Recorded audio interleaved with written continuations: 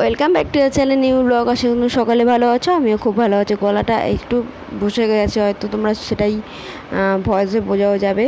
আর এদিকে স্নান কমপ্লিট করে তো আমি চলে এসেছি, কিন্তু আজকে না পুজোটা আমি এখন দেবো না। আমি সবগুলো পরিষ্কার করে নিই, তারপর পুজো। এখানে আমি নাট বল্টু দেখছি, আর তোমাদের সবাই জানো আমার কার্টুন দেখতে ভালো লাগে।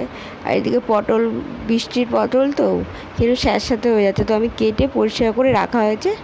পরের দিন আমি তৈরি করবো। আজকে তো এখন ভাত বসিয়েছি, আমি একটা আওয়াজ পেলাম তো শুনতে এলাম, দেখলাম না ভাত এখন ফোটেনি।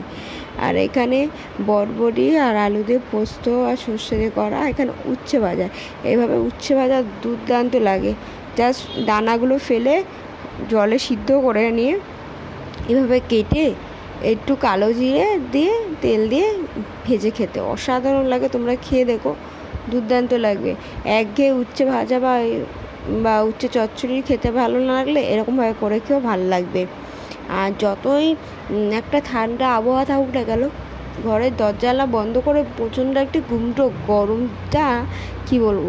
আর বৃষ্টি পড়ছে তার উপরে, আর এই মানে বৃষ্টিতে কী আর বলবো আমি জানি না।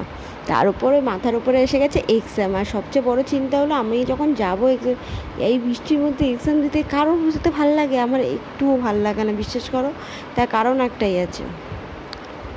তো এখানে তো আমি রাতের জন্য চলে এসেছি রান্নাবান্না করতে। আর আজকে রাতে না খিচুড়ি করব। খিচুড়ি যে চাল আর তেজপাতাতে চাল আর তেজপাতা ভিজিয়ে গেছে। আর যে ওষটা দিচ্ছি মশলা ওটা তো খাচ্ছিলাম না, পড়ে থাকার একটা এখানে অত উগ্র গন্ধ না, খেতে পারছিলাম না। আর খিচুড়িতে একটু মশলা দিতেই লাগে। তো আধা কাপ চাল নিয়ে তার সাথে এই ওটসটা মিশিয়ে খাওয়া আছে। তাহলে